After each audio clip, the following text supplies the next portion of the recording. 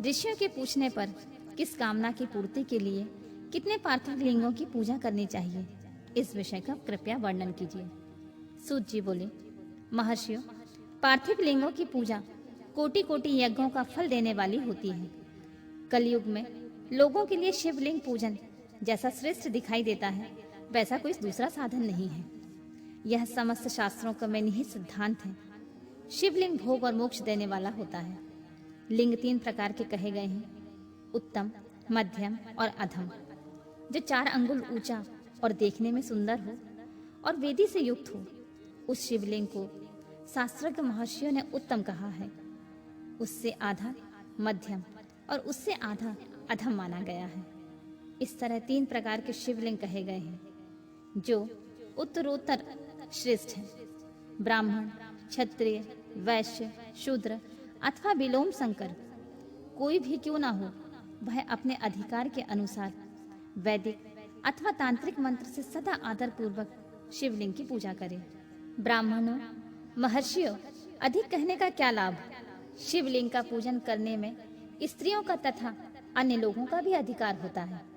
द्विजों के लिए वैदिक पद्धति से ही शिवलिंग की पूजा करना श्रेष्ठ होता है, परंतु अन्य लोगों के लिए वैदिक मार्ग से पूजा करने की सम्मति नहीं है। वैदिक द्विजों को वैदिक मार्ग से ही पूजन करना चाहिए और अन्य मार्ग से नहीं। यह भगवान शिव का कथन है। दधीची और गौतम आदि के शाप से जिनका चित्त दग्ध हो गया है, उन द्विजों को वैदिक कर्म में श्रद्धा नहीं होती है। जो मनुष्य वेदों तथा स्मृति में कहे हुए सत्कर्मों की अवहेलना करके दूसरे कर्म को करने लगता है, उसका मनोरथ कभी सफल नहीं होता है। विधि पूर्वक भगवान शंकर का नैवेद्यांत पूजन करके उनकी त्रिभुवनमयी 8 मूर्तियों का भी वही पूजन करें। पृथ्वी, जल, अग्नि, वायु, आकाश, सूर्य, चंद्रमा तथा यजमान, ये भगवान शंकर की 8 मूर्तियां कही गई हैं। इन मूर्तियों के साथ साथ शर्व, भव, रुद्र, उग्र, भीम, ईश्वर, महादेव तथा पशुपति, इन नामों की भी अर्चना की गई है। तदनंतर चंदन, अक्षत और बिल्व पत्र लेकर वहां ईशान आदि क्रम से भगवान शिव के परिवार का उत्तम भक्ति भाव से पूजन करें।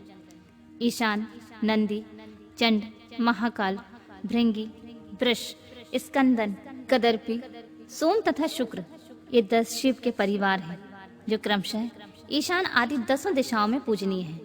तत्पश्चात भगवान शिव के समक्ष वीरभद्र का और पीछे कीर्ति मुख का पूजन करके विधि पूर्वक 11 रुद्रों की पूजा करें। इसके बाद पंचाक्षर मंत्र का जप करके शतरुद्रीय स्तोत्र का, नाना प्रकार की स्तुति का तथा शिव पंचांग का पाठ करें। तत्पश्चात परिक्रमा और नमस्कार करके शिवलिंग का विसर्जन करें। इस प्रकार मैंने शिव पूजन की संपूर्ण विधि का आदर पूर्वक वर्णन किया। रात्रि में देव कार्य को सदा उत्तराभिमुख होकर ही करना चाहिए। इसी प्रकार शिव पूजन भी पवित्र भाव से सदा उत्तराभिमुख होकर ही करना उचित है। जहाँ शिवलिंग स्थापित हो, उससे पूर्व दिशा का आश्रय लेकर नहीं बैठना चाहिए या खड़े होना चाहिए, क्योंकि वह दिशा भगवान शिव के आगे या सामने पड़ती है। इष्ट देव का सामना रोकना ठीक नहीं। शिवलिंग से उत्तर दिशा में भी ना बैठें, क्योंकि उधर भगवान शंकर का वामांग है, जिसमें शक्ति स्वरूपा देवी उमा विराजमान है।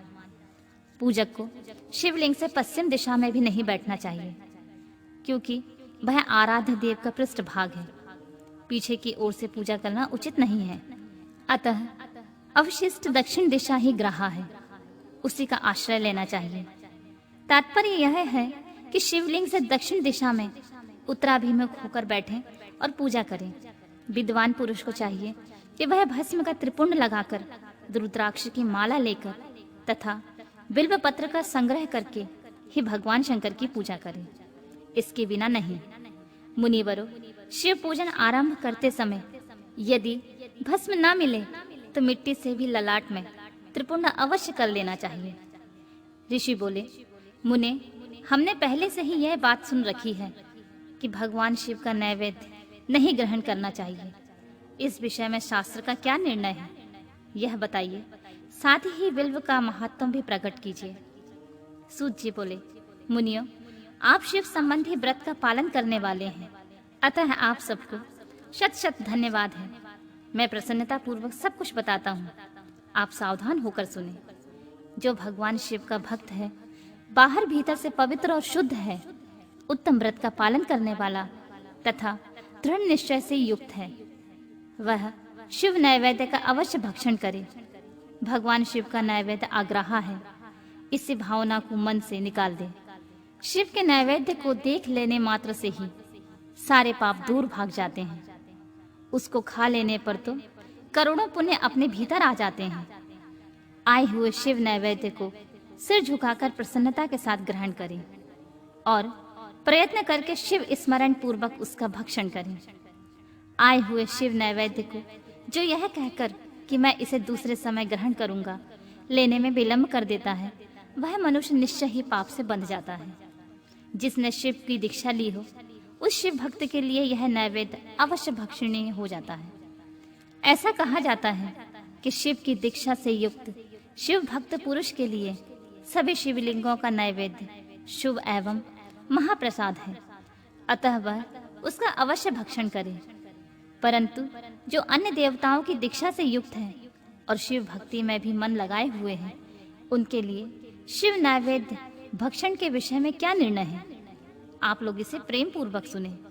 ब्राह्मणों, जहाँ से सालग्राम शिला की उत्पत्ति हुई है, वहाँ के उत्पन्न लिंग में रसलिंग, पारत लिंग में पाषाण, रजत तथा सुवर्ण से निर्मित लिंग में देवताओं तथा सिद्धों द्वारा प्रतिष्ठित लिंग में केसर निर्मित लिंग में स्फटिक लिंग में रत्न निर्मित लिंग में तथा समस्त ज्योतिर्लिंगों में विराजमान भगवान शिव के नैवेद्य का भक्षण चंद्रायण व्रत के समान पुण्यजनक है। ब्रह्म हत्या करने वाला पुरुष भी यदि पवित्र होकर शिव निमाल्य का भक्षण करे, उसे धारण करे, तो उसका सारा पाप शीघ्र ही नष्ट हो जाता है। पर जहाँ चंड का अधिकार है, वहाँ जो शिव निमाल्य हो, उसे साधारण मनुष्य को नहीं खाना चाहिए। जहाँ चंड का अधिकार नहीं है, वहाँ के शिव निमाल्य का सभी को भक्ति पूर्वक भोजन करना चाहिए। बाणलिंग, नर्मदेश्वर, लोह निर्मित स्वर्ण आदि धातुमय लिंग, सिद्ध लिंग, जिन लिंगों की उपासना से किसी ने सिद्धि प्राप्त की है अथवा जो सिद्धों द्वारा स्थापित हैं, वे लिंग, स्वयंभू लिंग, इन सब लिंगों में तथा शिव की प्रतिमाओं में चंड का अधिकार नहीं है। जो मनुष्य शिवलिंग को विधि पूर्वक स्नान कराकर उस स्नान के जल का 3 बार आचमन करता है, उसके कायिक, वाचिक और मानसिक तीनों प्रकार के पाप यह शीघ्र नष्ट हो जाते हैं। जो शिव नैवेद्य, पत्र, पुष्प, फल और जल अग्रहा है, वह सब भी शालिग्राम शिला के स्पर्श से पवित्र ग्रहण के योग्य हो जाता है। मुनीश्वरों, शिवलिंग के ऊपर चढ़ा हुआ जो द्रव्य है, वह अग्रहा है। जो वस्तुलिंग स्पर्श से रहित है, जिस वस्तु को अलग रखकर शिव जी को निवेदित किया जाता है, लिंग के ऊपर नहीं चढ़ाया जाता, उसे अत्यंत पवित्र जानना चाहिए। मुनिवरों, इस प्रकार नैवेद्य के विषय में शास्त्र का निर्णय बताया गया है। अब तुम लोग सावधान होकर आदर पूर्वक बिल्व का महात्म सुनो। यह बिल्व वृक्ष महादेव का भी रूप होता है। देवताओं ने भी इसकी स्तुति की है। फिर जिस किसी तरह से इसकी महिमा कैसे जानी जा सकती है। तीनों लोकों में जितने पुण्य तीर्थ प्रसिद्ध हैं, वे संपूर्ण तीर्थ बिल्व के मूल भाग में निवास करते हैं। जो पुण्यात्मा मनुष्य बिल्व के मूल रूप में लिंग स्वरूप अविनाशी महादेव जी का पूजन करता है, वह निश्चित ही शिव पद को प्राप्त कर लेता है। जो बिल्व की जड़ के पास जल से अपने मस्तक को सींचता है, वह संपूर्ण तीर्थ में स्नान का फल पा लेता है और वही इस भूतल पर पावन माना जाता है। इस बिल्व की जड़ के परम उत्तम थाले को जल से भरा हुआ देखकर महादेव जी पूर्णतः संतुष्ट होते हैं। जो मनुष्य गंध, पुष्प आदि से बिल्व के मूल भाग का पूजन करता है, वह शिवलोक को पाता है और इस लोक में भी उसकी सुख संतति बढ़ती है। जो बिल्व की जड़ के समीप आदर पूर्वक दीपावली जलाकर रखता है, वह तत्व ज्ञान से संपन्न हो भगवान महेश्वर से मिल जाता है।